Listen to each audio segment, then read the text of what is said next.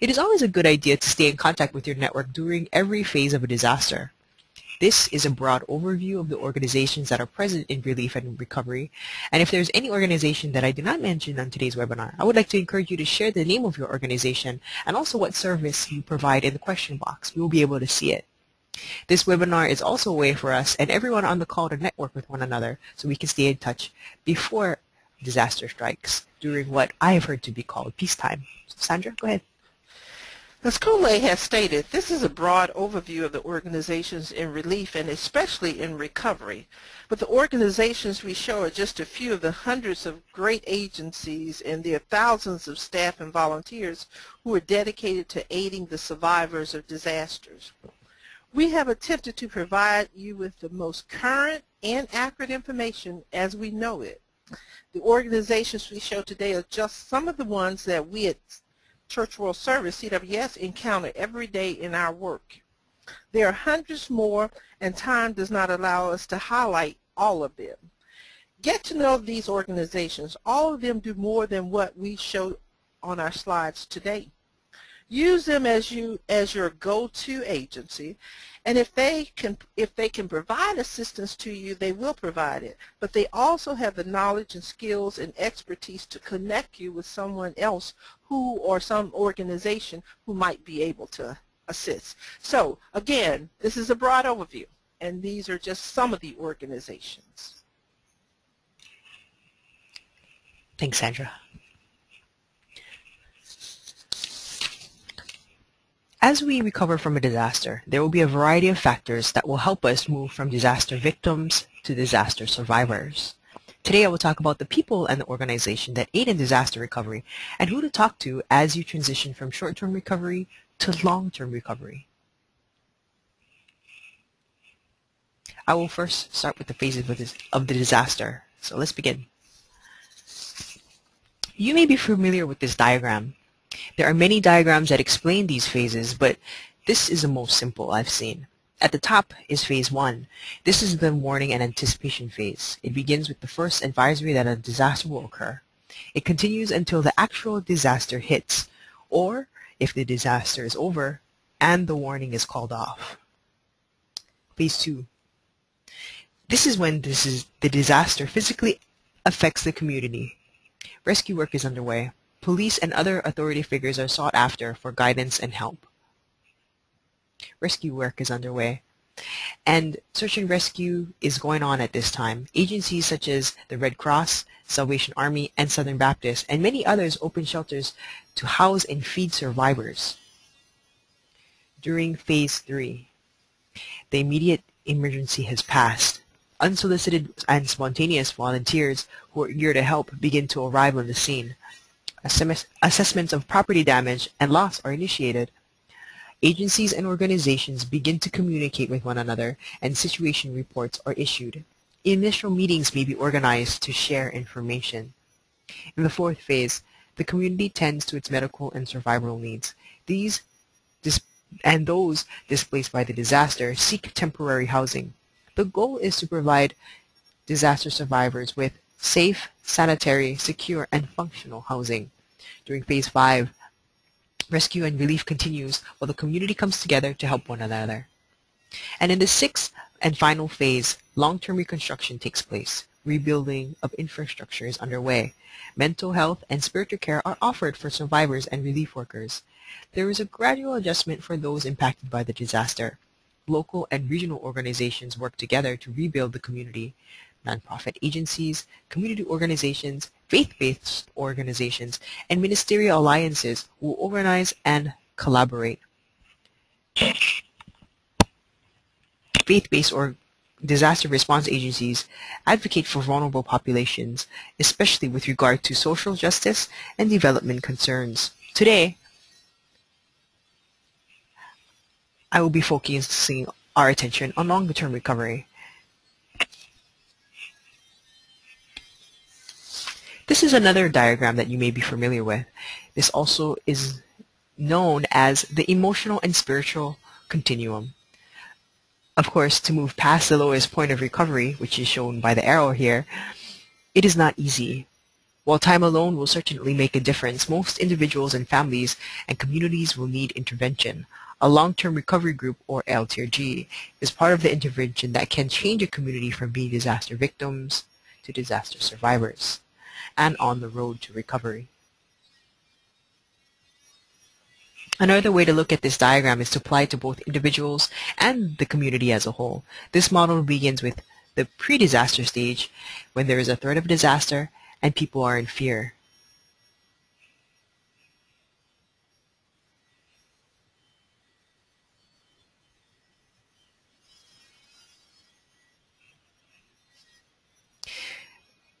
When the disaster strikes, everything changes. In the time following the incident, we often experience many heroic deeds. For example, neighbors and first responders help to locate and rescue victims. This can lead to a feeling of euphoria. The community pulls together to help one another. If the disaster receives a presidential declaration, people may be excited that help is on the way. FEMA will take care of them. And some may assume that because I have homeowner's insurance and therefore will be all right. So in many ways, this is the honeymoon period.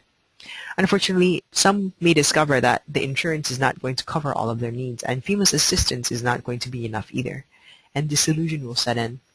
This can bring a feeling of despair and hopelessness. They may feel that they no longer have control over their own recovery. Individuals and the community as a whole will feel helpless and hopeless. Some disaster survivors will be able to return to where they lived prior to the disaster, and some will be displaced.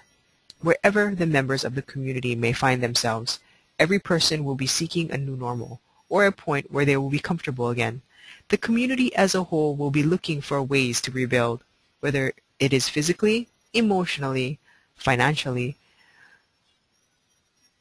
Every person that needs and wants help should receive the help that they deserve to get to a new normal. As the community organizes short and long-term recovery efforts, caseworkers begin individual assessments. The caseworkers will help families develop a recovery plan. As they work through grief and loss, individuals and families begin to take control of their lives again and find hope for the future. You may see yourself at a certain point in this process, or you may have a sense of where your community is in the process. Either way, identifying where you are can help you move forward.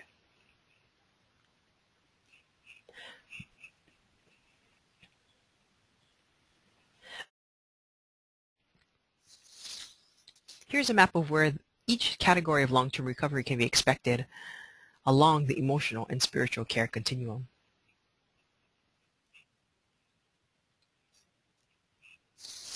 This is the FEMA sequence of assistance chart that also emphasizes the same thing, that voluntary organizations have a strong presence at the beginning, at the end, and the end of recovery.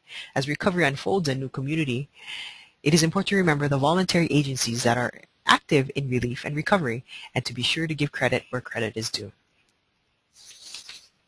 This diagram is borrowed from the Presbyterian Disaster Assistance Program. I am using this to emphasize that long-term recovery takes most of the entire process, so it's a good idea to know who to contact when a disaster strikes. CWS has been working in communities helping to develop and consult long-term recovery groups for over 20 years. We have trained numerous communities across the U.S. We seek vulnerable populations that may not get the media attention needed to garner donated dollars. We believe that long-term recovery is the most important time for communities to band together to assist those who have the most need and will not find the appropriate amount of donations, whether material or monetary, to come to full recovery. Here's a brief list of what we provide immediately after a disaster and in the long term. CWS offers assistance for projects to decrease vulnerability and increase resiliency. When a resiliency need is identified, CWS will work with denominations and other organizations to find funding, material resources, and personnel to carry out the identified project. In the early response phase, CWS offers material resources and early response grants. You may already have heard, but immediately following a disaster, CWS can provide cleanup buckets, baby kits, hygiene kits, and school kits, and also blankets. These kits and blankets are purchased and assembled by local churches and are available very quickly. Long-term recovery grants may be given to long-term recovery committees to assist with the initial tasks of organizing and staffing. Many organizations are willing to finance direct aid to persons. CWS is unique in targeting its grants to organizational needs. Training and education for disaster-affected communities. Following a disaster, after the initial stages of rescue and relief efforts, many communities find that there's still a long way to go to find the new normal in their communities. Church World Service has many opportunities to help local faith and community leaders understand and carry out the tasks of long-term recovery.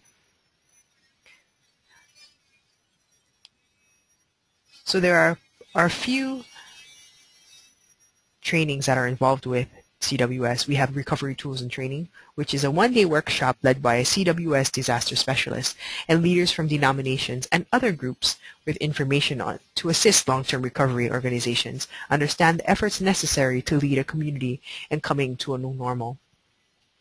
Community-specific training can be designed by community leaders and CWS disaster specialists.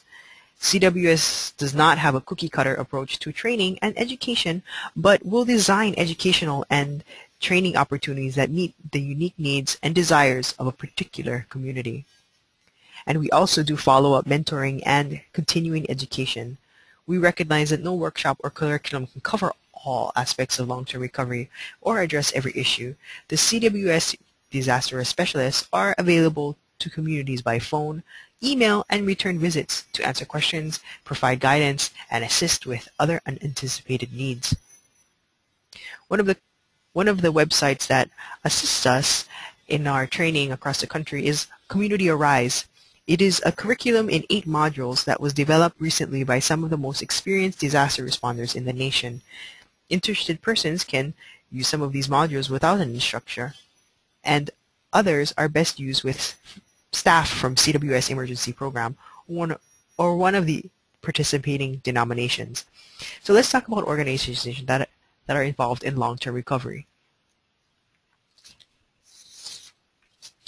Our agency, CWS, is an international and domestic organization.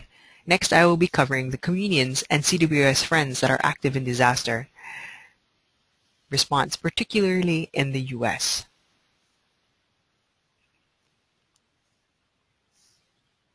While some of these organizations respond on a local level, there may be local needs that they choose to fulfill independently.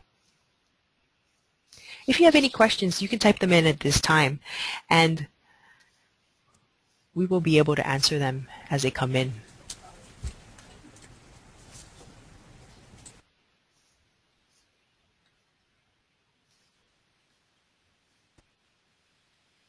Do we have any questions?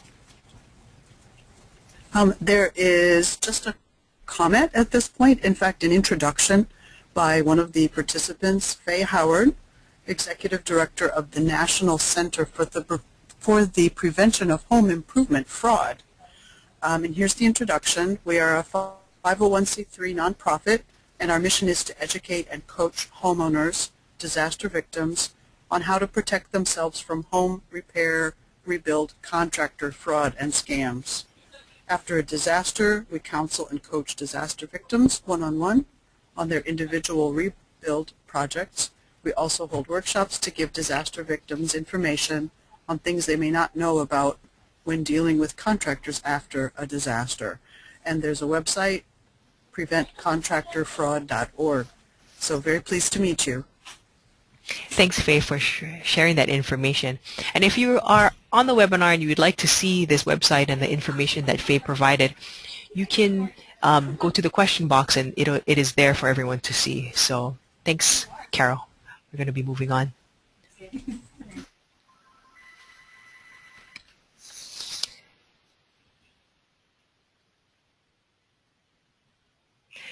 The organizations that I will be mentioning today are in alphabetical order. I would like to take a brief moment to thank all the organizations that have provided us information and participated with us in creating this webinar. So many of you on the call are already familiar with national voluntary organizations active in disaster, or commonly known as VOAD. But here are a few slides that you may not know. National VOAD organization started over 40 years ago in response to Hurricane Camille. Up until that time, the government, nonprofit organizations, and the private sector served disaster survivors independently of one another. As a result, unnecessary duplication of effort often occurred.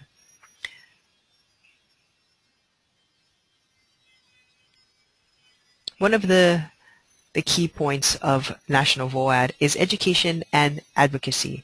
Prior to the beginnings of VOAD, volunteers were often working independently, and more communication and coordination was needed between the members. There was only a limited availability to training for potential volunteers. Survivors needed access to information on services available before and after disasters. So this is when VOAD and its 4 C's, communication, coordination, collaboration, and cooperation, were born. Each year, the National VOAD holds a conference for members and associates to network and attend workshops on the latest trends and topics in the field. There are 12 committees that make up National VOAD. Each of these committees focus on a specific area of relief and recovery. These committees are listed here. There is a VOAD in each state and territory. Each VOAD is unique with different members, partners, and/or associates. However, the mission is the same: to help communities recover after a disaster. Some states have such large populations that they have adopted community VOADs. These VOADs work similarly to state VOADs but work on a smaller geographic level. A good example of this is the California VOAD as pictured here. It has 2 branches, north and south, and then further branches into community associations. Please visit National VOAD, the website, for links to each state's website. The next few slides display the partners and organizations that make up the national voluntary organizations active in disaster. For more information on any of these groups, visit the website listed here. Each of the organizations that are listed have its own link to its website. All the organizations are listed in alphabetical order.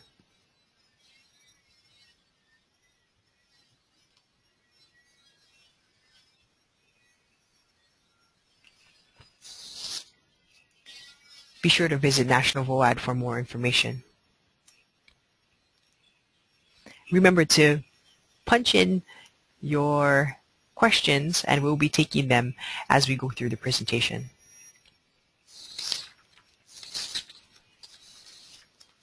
Adventist Community Services, or ACS, Disaster Response, is well known in the disaster community for their expertise in disaster logistics, which assists survivors and their communities on the road to recovery.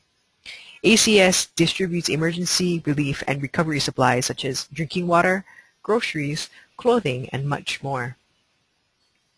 Well known for its warehouse operations, volunteers sort, package, and store donated goods for distribution. Also providing community collection centers, ACS sometimes work in cooperation with FEMA to set up pods or points of distribution. These are locations where goods are collected and distributed to assist individuals and families to fulfill basic needs following a disaster. ACS also provides donation management consultations.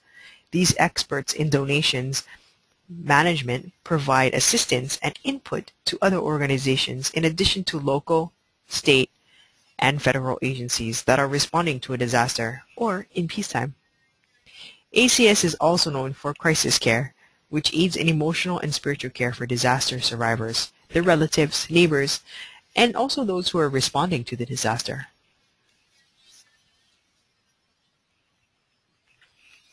The African Methodist Episcopal Church Disaster Response is coordinated by the Global Missions Department. In the emergency phase, AME provides building kits, hygiene, and cleanup kits. AME conducts disaster training for missionaries and laity by request.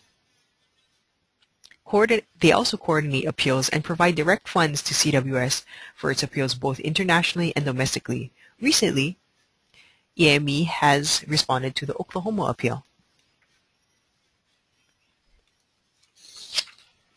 The African Methodist Episcopal Zion Church responds to disasters both internationally and domestically. Its corporate headquarters is located in Charlotte, North Carolina. AMEZ primarily assists in financial assistance in response to domestic disasters. The American Red Cross responds to over 70,000 disasters a year in the U.S. alone. In the emergency phase, ARC will provide food with fixed mobile feeding stations, shelter, clothing, and relief supplies. This includes comfort kits, cleaning supplies, and medical supplies. In addition, the Red Cross will also provide first aid, blood, and blood products. Immediately following disaster, ARC caseworkers meet one-on-one with clients for short-term home repairs and also plan for the long-term, including financial assistance for rent if it is needed. Additionally, ARC plays a vital role in the transition to long-term recovery. Often, the ARC provides additional assistance for long-term recovery. It also provides referrals to the government and other agencies providing disaster assistance, while also linking disaster victims to other available resources. The ARC is also known for feeding emergency workers while working in the field. In catastrophic disasters, the ARC handles inquiries from concerned immediate family members outside of the disaster-affected area to help them locate loved ones.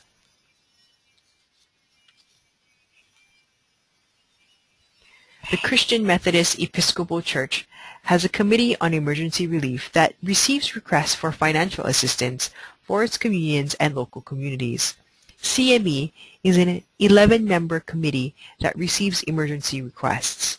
This committee has oversight of fundraising and disbursement of funds for various disasters throughout the country. They also provide training for local churches in disaster preparedness. All appeals that are made are coordinated by the College of Bishops. CME is active all year round in maintaining relationships with community partners in preparation for natural and human-caused disasters.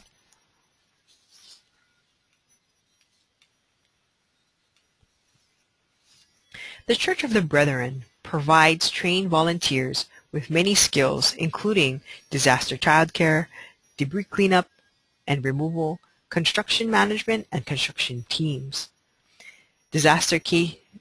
Children Disaster Services meets, or CDS, meets the needs of children by setting up child care centers in shelters and disaster assistance centers across the nation.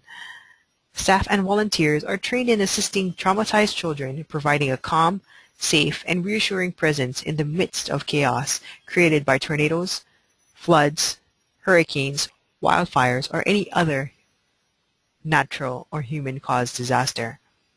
Brethren Disaster Ministries engages a network of volunteers to build or repair damaged homes for disaster survivors who lack sufficient resources to hire a contractor or other paid labor.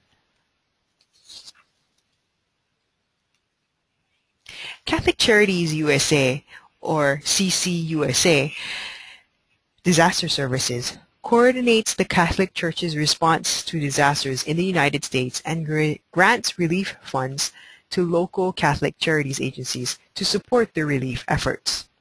Relief and recovery services are provided throughout the 50 U.S. states and the U.S. territories. They provide critical services including emergency food, shelter, direct financial assistance, counseling, and support.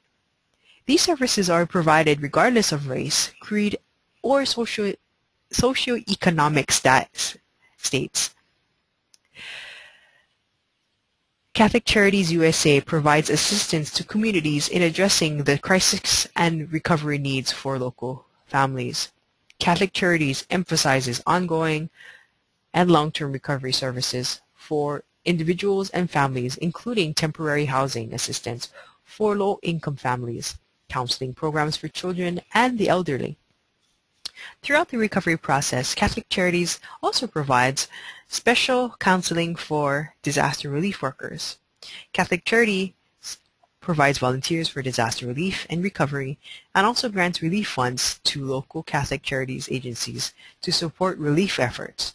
They provide technical expertise, resources, advocacy, and empowerments to partners, agencies, and the poor and vulnerable where they serve.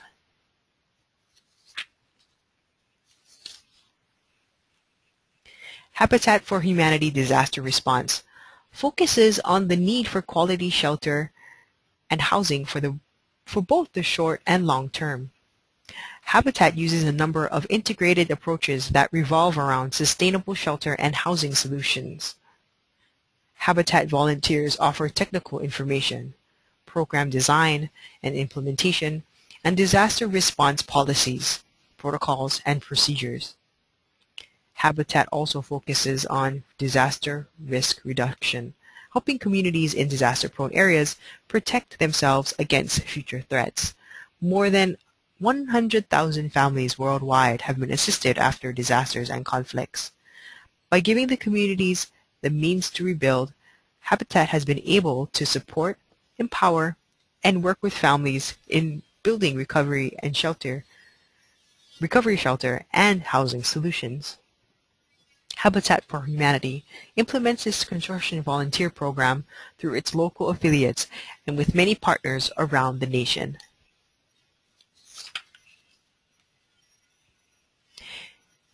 The International Orthodox Christian Charities is referred to as Orthodox Frontline. Their primary disaster activities include spiritual and emotional care, providing requested material goods, and doing long-term home rebuilds, usually in partnership with Habitat for Humanity. Volunteers come from all Orthodox communities in North America.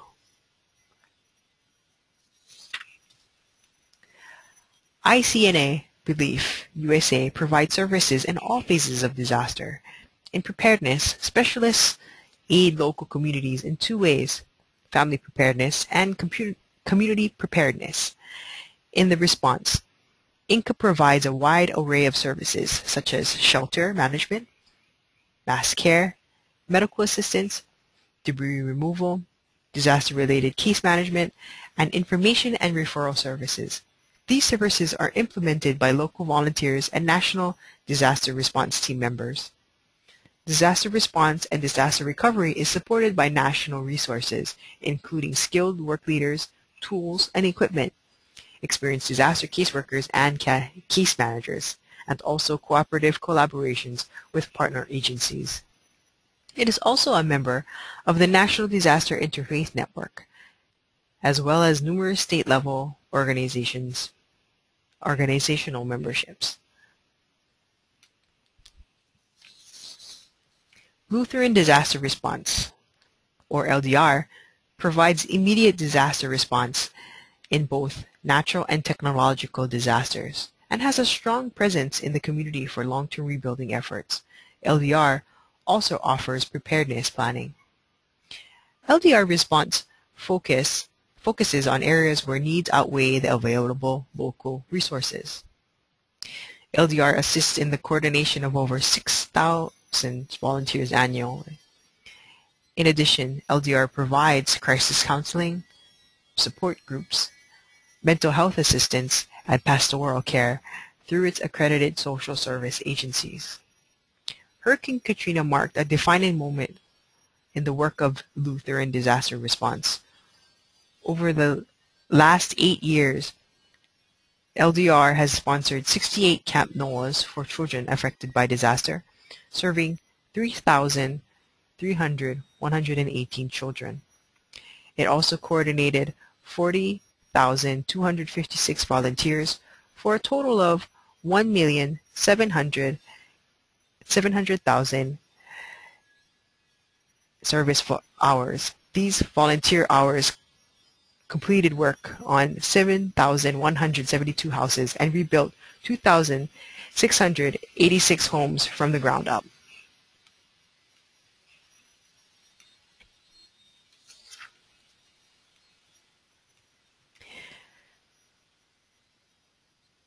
Mennonite Disaster Services, or MDS, offers expertise in two phases of a disaster: cleanup in the early response phase and rebuilding and in the long-term recovery response phase. In the response phase, MDS assists disaster victims by providing volunteer personnel to clean up and remove debris from damaged and destroyed homes, cutting up down trees, and making debris buildings safe. MDS focuses on assisting the most vulnerable, such as elderly and handicapped. In the long-term recovery phase, MDS will accomplish major repairs in rebuilding of homes for those most in need of assistance and as determined by the community's long-term recovery committee. The work is typically done by a crew of 7 to 12 people working for a month or two at a time. MDS crews have a reputation for being highly skilled and for producing high-quality homes. For example, in response to Hurricane Sandy, chainsaw crews cleared roads in West Virginia and Maryland. Volunteers cleaned up down trees and debris in Rhode Island and tarp roofs in Maryland. Additionally, volunteers have been cleaning up in Staten Island, New York. The New York unit is now partnering with the Ontario unit to run the Staten Island Long-Term Recovery Project. These are a few examples of the type of work that MDS does in a disaster. However, they are not limited to these services. MDS responds by assessing what is most needed in the area and brings in volunteers according to those needs. MDS is best known for its quality repair and rebuild efforts.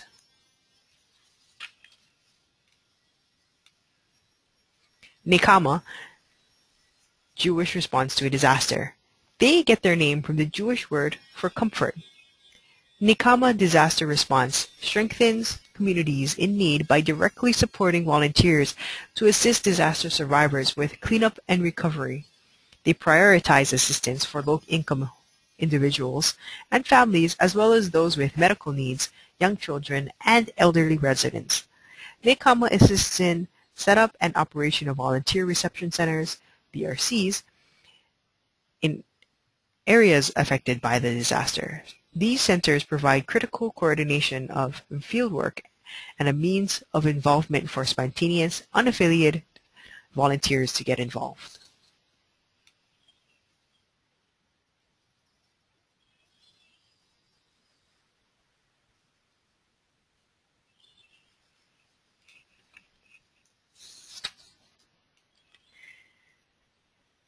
Presbyterian Disaster Assistance enables congregations and partners of the Presbyterian Church USA through caring for communities adversely affected by crisis and catastrophic events.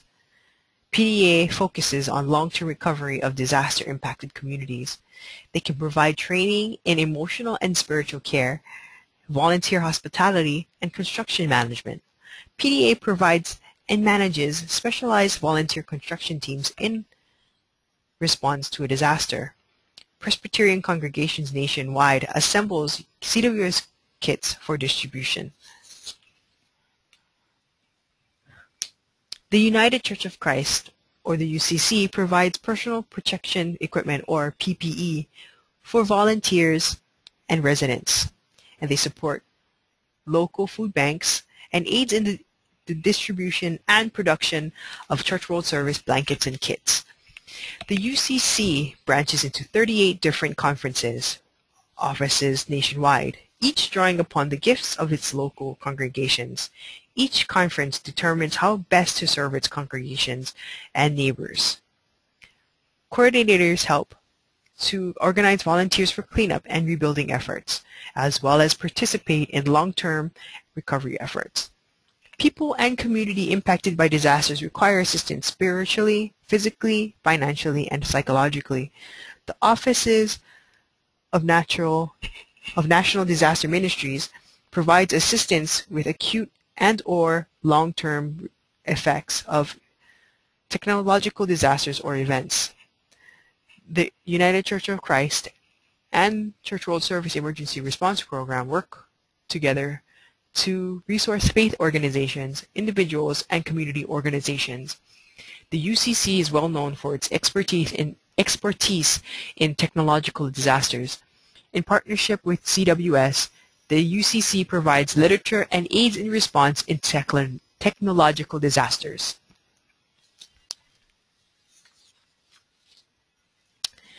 United Methodist Committee on Relief, or UMCOR, offers disaster preparedness training, provides essential supplies and care, both physical and psychological, in the immediate aftermath of a disaster.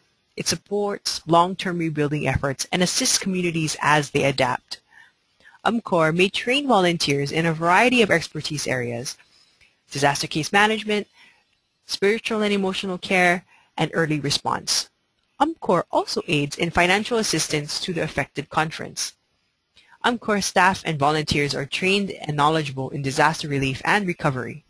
UMCOR staff can help survivors get connected with NGOs or non-governmental organizations, volunteers, experts, local government, and other organizations that also aid in recovery.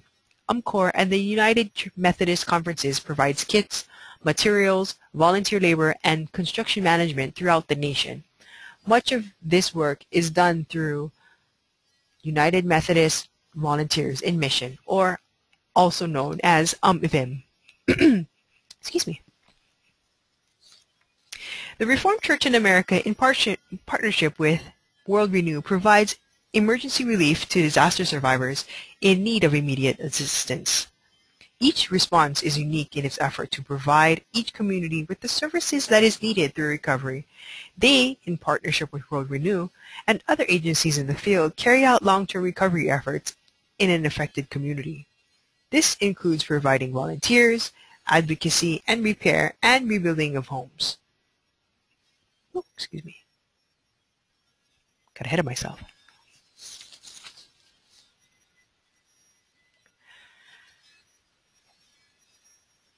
The Salvation Army. Emergency assistance including mass care, mobile feeding, temporary shelter counseling, missing person services, medical assistance, warehousing, and distribution of donated goods, including food, clothing, and household items. They also provide referrals to government and private agencies for special services. Additionally, they provide donations management, emotional and spiritual care, emergency communications, disaster case management, cleanup and debris removal, and long-term rebuilding work in partnership with many other agencies. They will bring funds to the table, and they have policies and procedures for assistance in response and relief, which continue to the recovery stage. The Salvation Army is not really restricted to specific items, but consider unmet needs on an individual basis and work with other agencies to meet those needs. As one Salvation Army caregiver with 35 years of experience has said, "I never say we don't do that because I have known us to even assist with such things as topsoil." So they respond to the needs of the community as well and tailor those needs. Southern Baptist Disaster Relief provides mobile feeding units staffed by volunteers that prepare and distribute thousands of meals per day to survivors and first responders. SBDR also provides disaster childcare with mobile units that are set up and specially designed to aid in childcare. Other services include debris cleanup, temporary repairs while survivors wait for assistance, aid in reconstruction. They provide counseling and bilingual coach services. Southern Baptist Disaster Relief tailors their services to what is most needed in each disaster. As of 2013, the Southern Baptist Disaster Relief has over 90,000 trained volunteers and over 2,000 mobile teams, including feeding, chainsaw crews, childcare, command cleanup, mud out, laundry, showers, communication, chaplaincy, and others. While SBDR is well known for feeding survivors and volunteers, they also partner with ARC and many other organizations to provide relief and long-term recovery services. They are also involved in many large-scale reconstruction programs that are able to provide skilled and unskilled labor to repair and rebuild homes. Week of Compassion is the Relief and Refugee Development Mission Fund of the Christian Disciples Church, or the Christian Church Disciples of Christ, Week of Compassion provides solidarity grants to impacted congregations and communities. They often focus on setting up volunteer housing for long-term recovery. Volunteers help across the nation in aid of disaster response, humanitarian aid, and sustainable development, striving to help the most vulnerable. Their volunteers in partnership with other organizations participate in the reconstruction of homes.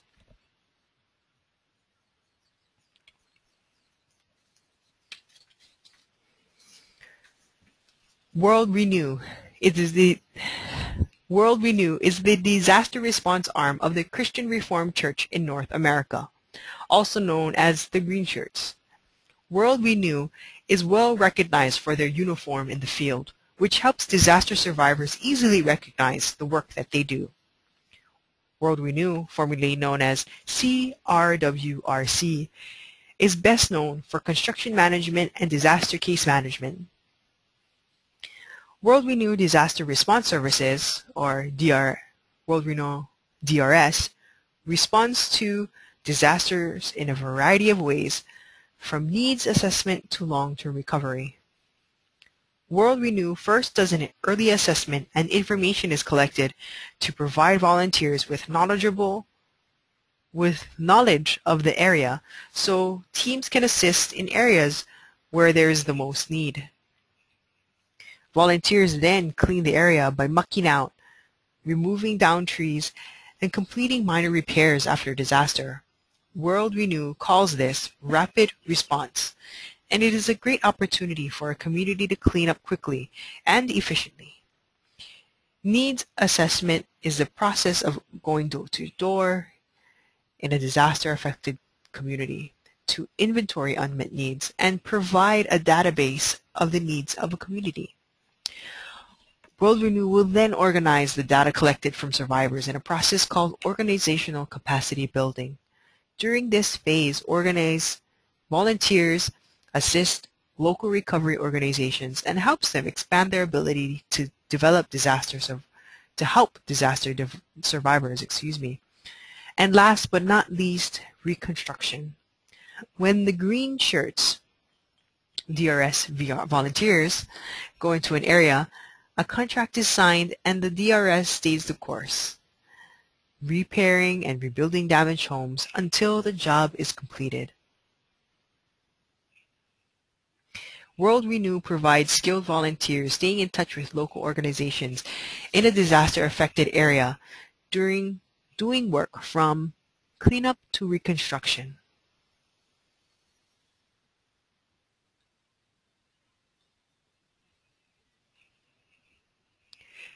World Renew also conducts community development consultation, which helps local recovery organizations move from disaster response to addressing the long-term needs of their community. These consultations are available year-round and are set up through World Renew staff and volunteers. They work in close association with the Reformed Church of America.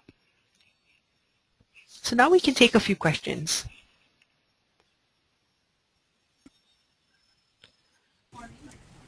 Okay, the question that came through is from a participant. We would like to work more closely with Church World Service and other U.S. national voluntary agencies when there is a disaster. Please advise us on how to do so. What you can do in the interim, when there's no disaster, you can make contact with, starting locally with wherever you're located, look at your local VOADs. You can contact the national VOAD as well, or your state VOAD. or organizations that are listed as part of this presentation might be in your community as well, and you can begin communicating with them and networking with them, and they can help direct you the proper way to go during the disaster. A lot of disasters like the one that's going on now in Oklahoma, organizations or new organizations sometimes come to the table where the disaster is, and that may be their entree into the whole network.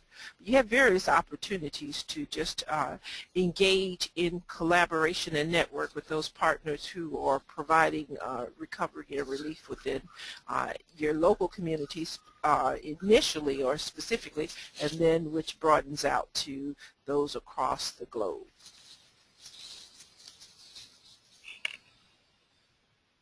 Does that help?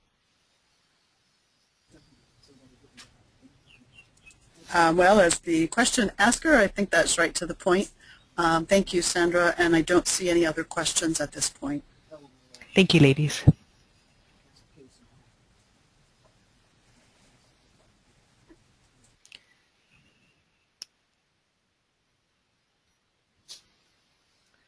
So we're going to move on to the Corporation for National and Community Services, or the Corporation for National and Community Service. So this organization brings in volunteers from around the country when aid is needed. Through AmeriCorps, Senior Corps, and FEMA Corps, CNCS helps communities across the nation prepare, respond, and recover from natural and man-made disasters. Their focus is on enhancing and adding value to what already exists in communities, working in partnership with state agencies, local governments, nonprofits, and faith-based organizations. The Disaster Services Unit, or DSU, provides volunteers that are skilled in various trades. Visit the website listed here for details on how to volunteer and to look further into the work that they do.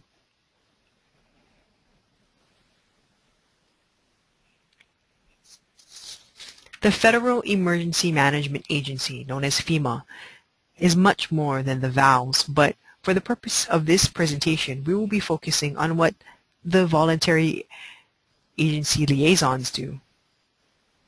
VALs build relationships with federal, state, and tribal government agencies, tribal governments, and voluntary, faith-based, and community organizations. The VALs are a vital communication and coordination link early in a disaster. In the response phase, FEMA VALs provide information about the extent of the disaster and help agencies connect with one another.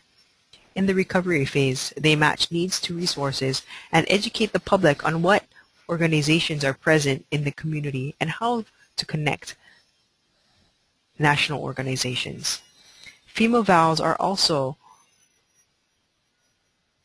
knowledgeable of the expertise, goods, and services that these organizations provide. VALs work closely with state voluntary organizations active in disaster, or VOADs, as I mentioned earlier, to help organizations work together towards recovery and also help to prevent duplication of efforts. VALs work in 10 different regions across the U.S., as depicted here on this slide. Although this photo not only shows the contact information of the regional VALs, there's also state and local VALs that help in the process.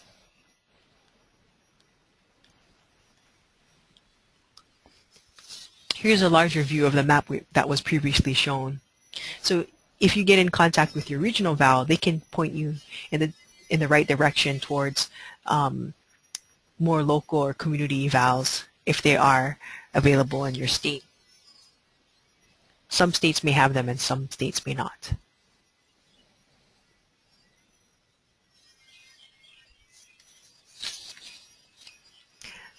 So this is our final round for questions, and if we could have the ladies come back up again with those questions. At this point, we're seeing no more questions.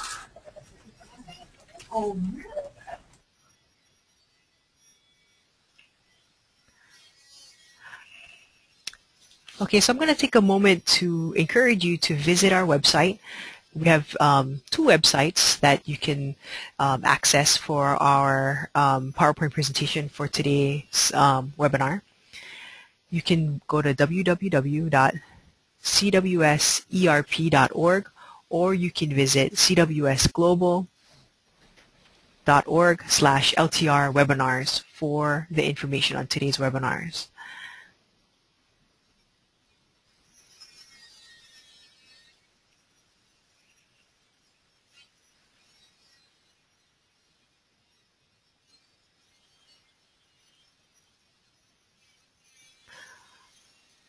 I would like to again to thank all of you who have been on the call and for your questions and your interest in this webinar.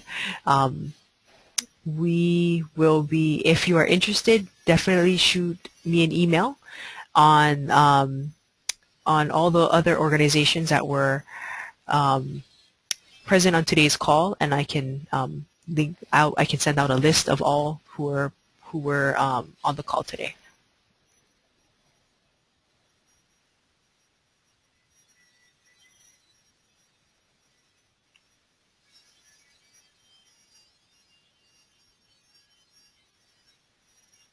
Oh, I see some comments coming in. I see a mahalo from Michael. Thank you. Thank you for joining us today. I see a comment from Jane, and she's saying that Dick Balnicki Region 10 Val has retired, and this was the most recent map that that was distributed last week. So if those of you on the call are not aware that Dick Balnicki has retired, his last day was last Friday on May 31st. So he does have a replacement, or someone that is in his place for now while they look for another Val, but we do not have a permanent replacement for him yet, or I'm not sure of that yet. We have another comment from Daryl. Thanks for joining us today. He's saying that there was saying mahalo, or thank you for the presentation. Thanks for joining us. Thanks, Jane, for your comment.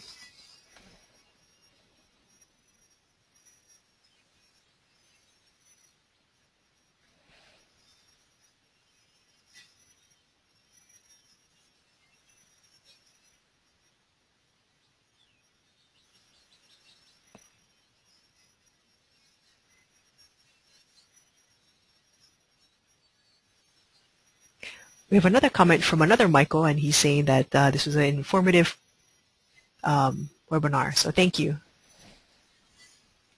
Thank you for joining us today. If I have no more questions, I'm going to wrap it up. But again, thank you for joining us, and stay tuned to our website for future webinars. We're going to be holding another round of LTR Basics in July for the disaster survivors for the Oklahoma tornadoes and all the other recent severe storm events, weather events that has happened in May. So we will be holding another LTR Basics in July. And in August, we are looking at disaster preparedness webinar that I encourage you to also sign up for and register for as those links become available. So thank you for joining us today, and I'm going to end the webinar. Aloha.